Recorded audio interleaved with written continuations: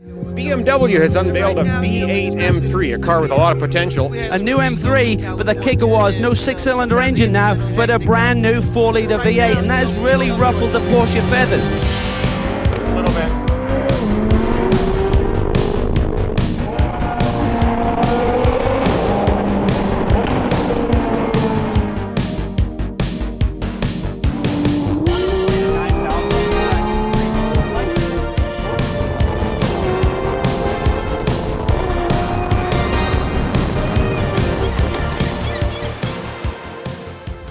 What's up everyone, welcome back to Miami Miles. My name's Mickey. In today's video, welcome to the new to me 2013 BMW E92 M3. Listen to this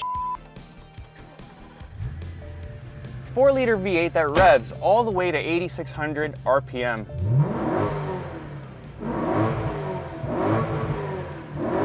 Oh my God. Oh my God. Holy what a car. I've had it for about 4 days now, and I have fallen head over heels in love. For $50,000, this is perhaps one of the greatest acquisitions I have ever acquired. Not only is it one of my dream cars in high school, I wanted this thing more than anything in the world, but I used to make $7 an hour serving popcorn at a Century movie theater. Inevitably, I got enough money, but the F generation came out and later the G, and over the generations, I fell less and less in love with BMW, and I loved other brands like Mercedes and Porsche and McLaren, but today, I make up for it because now I've got one of the best example E92 M3s, probably in South Florida. Not only is it sexy and taken care of one owner, but it only has 25,000 miles. So in today's video, we're gonna spank the little power bulge. We're gonna take this thing to 8,600 RPM, probably 10 or 15 times, and I'm gonna give you my impressions. Did I make the right decision buying this car? Is this going to stick in the Miami Miles garage for many years to come? And last but not least, I'm gonna walk you through what the window sticker looked like back in 2013. I think that's gonna blow your mind, so let's get right into it.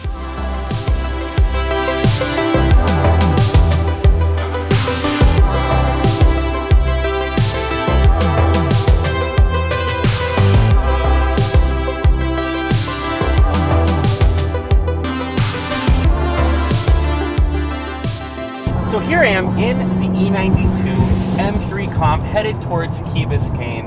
What a beautiful skyline. Look at that, guys. Miami's the bro. Oh, I don't know why any of you live anywhere but here. But anyways, this car in comfort mode is so relaxing. My first impressions of this car the first time I got into it, I was like, this is an M3. It's so comfortable. You would expect it to be rough. You'd expect it to resonate a bunch of vibrations and uncomfortable movements in the cabin, but it just does not do that. Then you take this 4-liter, which actually delivers the power quite immediately, and you pair it to this gearbox, and you can drive the car actually quite easily in any situation. You saw as this Range Rover almost assassinated us right there.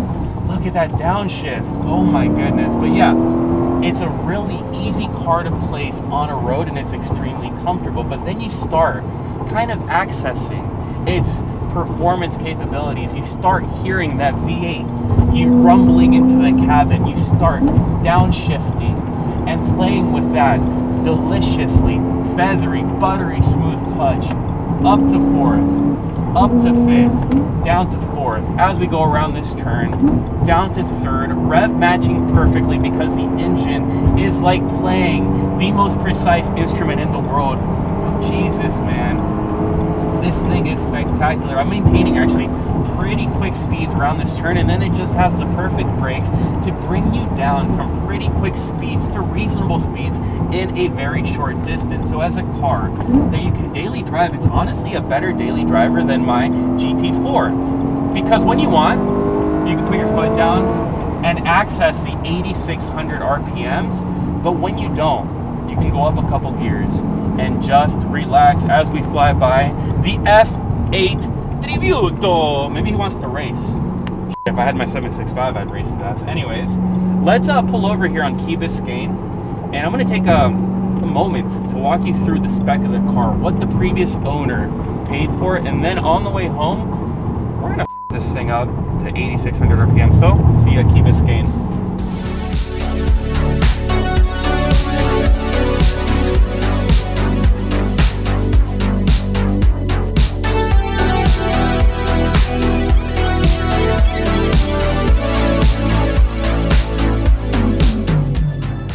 Damn, that's a good looking car, which is why I've brought it to perhaps the most beautiful place in Miami, Key Biscayne, overlooking the bay and that skyline. Holy shit, what a day.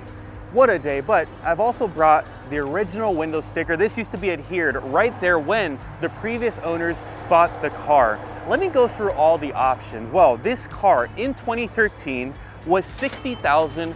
$60,100. Now get a load of the options. The competition pack that's got these wheels, the damper control, the drop in the ride height was only $2,500. Joe Biden times, with this inflation, that same package would be $8,000, $9,000, $10,000. That's hella cheap. The premium package is the next package, which has a power folding mirrors, all the technology, the little things that hand you the seatbelts inside. That was $4,350. The heated front seats, that was an option back then, $500 in 2013. The satellite radio, which I don't have anymore, $350. The BMW apps, which no one gives a f about in 2022, $250. The destination charge, $895. And the gas guzzler, because it gets terrible gas mileage, 16 miles per gallon in the city. Actually, 16 miles per gallon average, 14 in the city, 20 in the highway. Anyways, total price of $70,245 back in 2013. But this car is not your normal BMW M3 comp. It actually came with two options from the manufacturer. It came with the black kidney grills right here. These black kidney grills look absolutely menacing, especially when you see it from the rearview mirror. And the car also came with this delicious rear ducktail spoiler. It is so nice. $622 for that. $162 for the kidney grills, both installed by BMW for a grand total of $71,029. So the car from factory was $71,029 and I paid $50,000. It's got 25,000 miles on the clock because I've put about 400 to 500 miles since I picked it up from Orlando. Overall, man, I think I hit a home run. What a car. Why don't we jump in now and take that tasty 4-liter V8 all the way at 8,600 RPM and show you what it's like to drive an M car in Miami.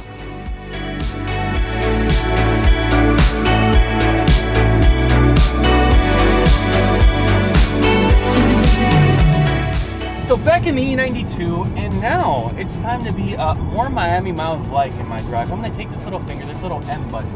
Now this configurable M button, right away, actually feels drastically different because the throttle response feels razor sharp in its delivery. Like literally you can see the immediacy of the throttle response, and I'm not being dramatic, but this V8 at these revs actually starts to deliver in M mode that character, that soulfulness that you saw a tad bit of at the conclusion of the previous drive. Now we are in traffic, so I can't go crazy, but what I can do is downshift into third, 5,000 RPMs, and put my foot down.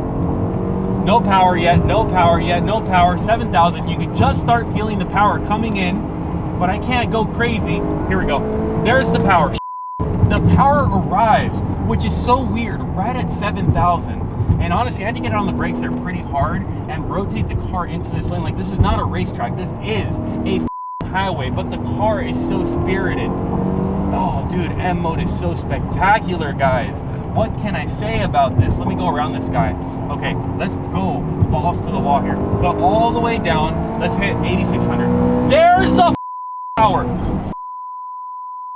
Look, and I'm shouting expletives because it's not that it's fast. It's not destroying my face with accelerated force. You guys know what I say. It's not bringing the sledgehammer to lay down the pipe. That's not what it's doing. But what it does is it gives you this gradual build of speed that just feels special. M mode changes the character of this car. So here we are again. Let me go all the way down. 8,600. Let's ring it out. Ring it out. Ring it out. Ring it out.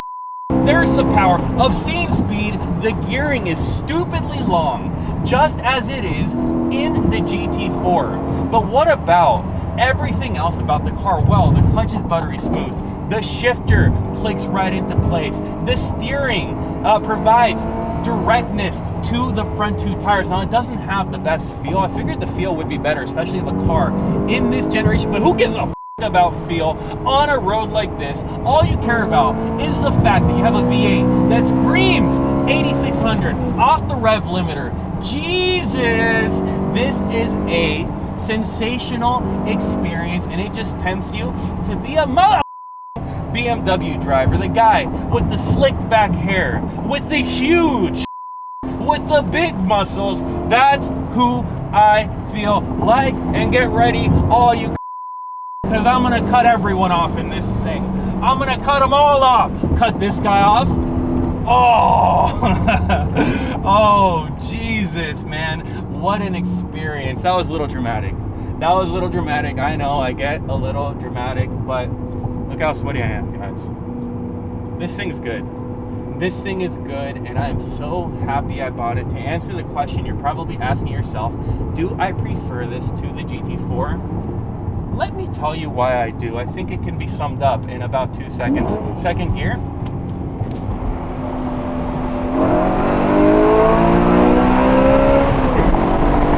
Chirping to third! Let's get around this guy. Come on, come on, I need a lead! Alright, it. Go.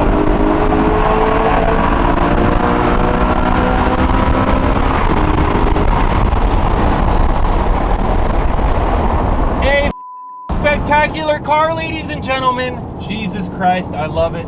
We're gonna have some fun on this channel. If you like this video, because I can't even talk anymore, I'm done. I'm mentally exhausted. Go down below, give me a thumbs up, give me a subscribe, and I look forward to seeing you next video. Take care.